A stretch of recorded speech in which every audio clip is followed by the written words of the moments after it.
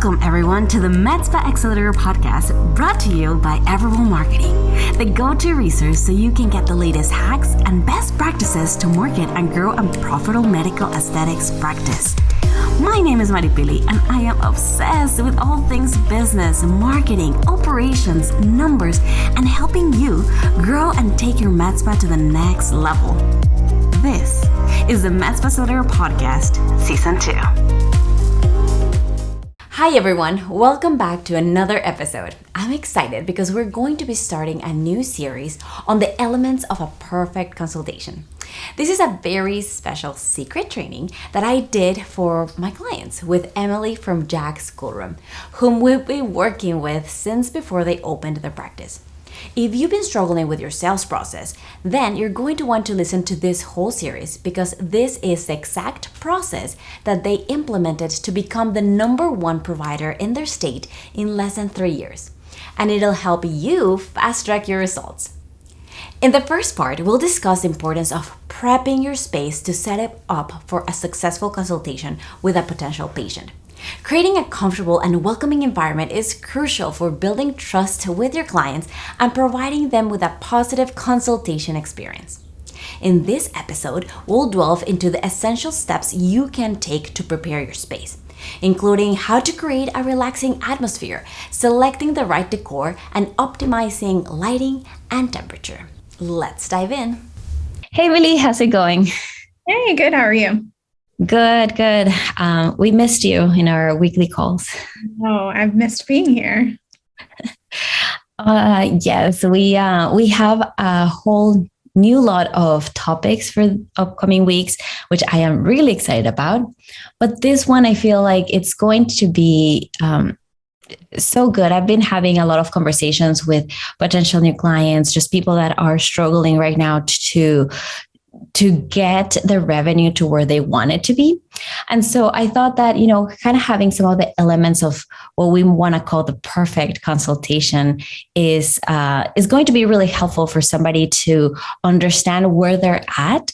Because sometimes when you're in the day-to-day, I feel like you forget maybe some of the things that you could do better, or you need to do them better, or you can need to change something, but you just don't know what exactly.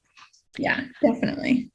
So I thought that we could go through some of these elements. I was going to ask, is there any specific things that you guys do to prep for the consultation? So for the consult, we make sure that the room is nice. We've got dimming lights. So we make sure the lighting is appropriate.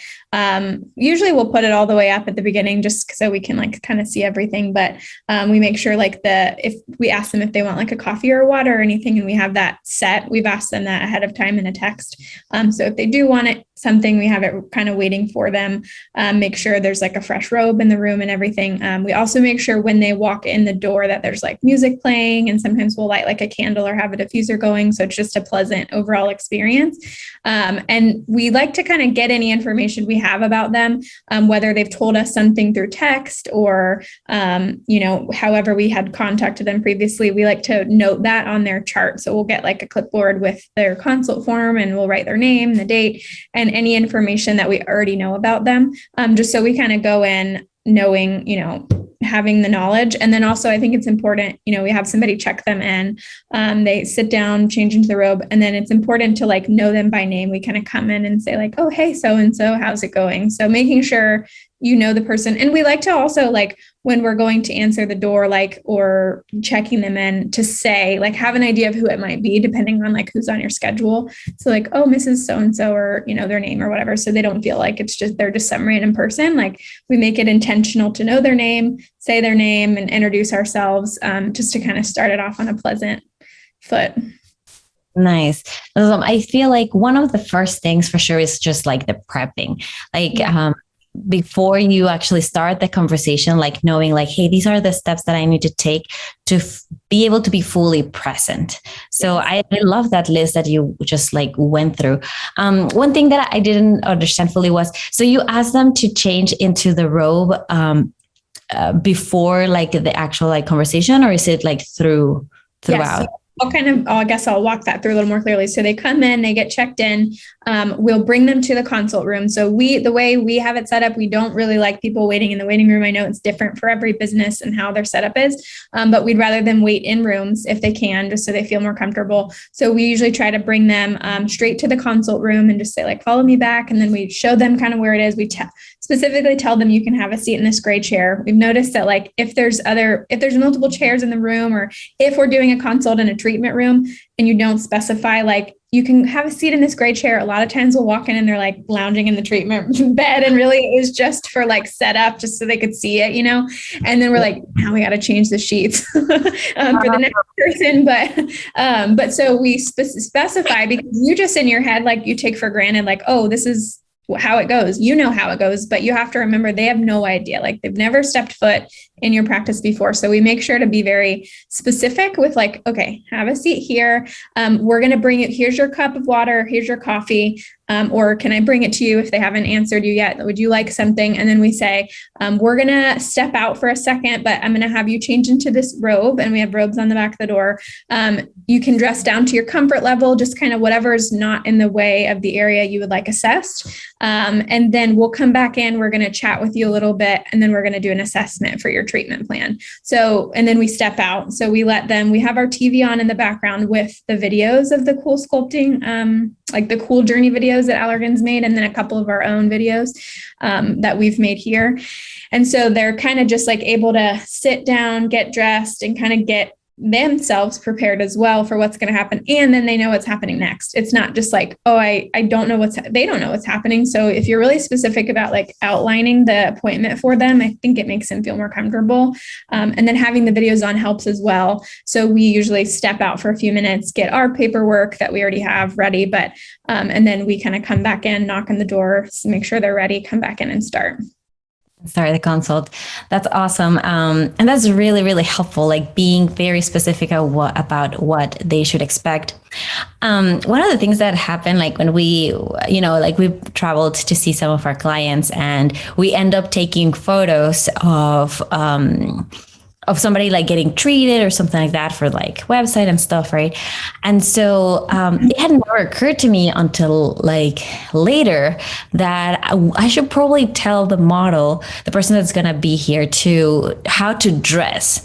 Is that it? Has that ever become like a thing for you guys, like letting them know like how to come dress for the consult? Yeah, definitely. We definitely always say for the treatment, how to come dressed, just in comfy clothes. But a lot of times when we're booking the appointment, people will ask like, oh, do I need to like do anything or bring anything? So a lot of times we'll mention nothing special you need to do before the appointment. You can just kind of come in. We just need you, and you can just dress comfortably.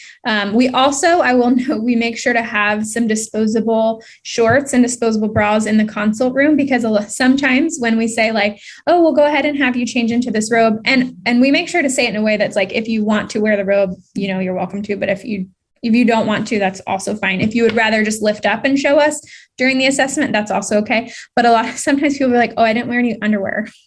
And I'm like, okay, well, you knew you were coming to a consultation. So in that instance, I would say like, oh, no problem at all. We've got some disposable shorts or a disposable bra that you can wear if you'd like to. So it's definitely nice to have those things in the room already, so you don't have to like go out and get them, because that happens, and it has happened. Pretty often. You're like more times than I would want to know. Right. Well, you did tell them to come in comfortably. That's true. That's how they're comfortable, I guess. But yeah, no, it's good to have those things on hand and in the room. I think another big thing too, which we kind of mentioned, is like you being prepared as well, but also the room being fully prepared, because you want them to walk into a space that feels like it's supposed to be theirs, that they're intentionally supposed to be there and it's ready for them. Not that like, oh, let me get you a clean robe. This one's dirty. Oh, let me you're running around. It just doesn't leave a good impression. And then also having all the supplies you're going to need for the consult, so you don't have to like step out. I feel like that just shows your professionalism and your expertise.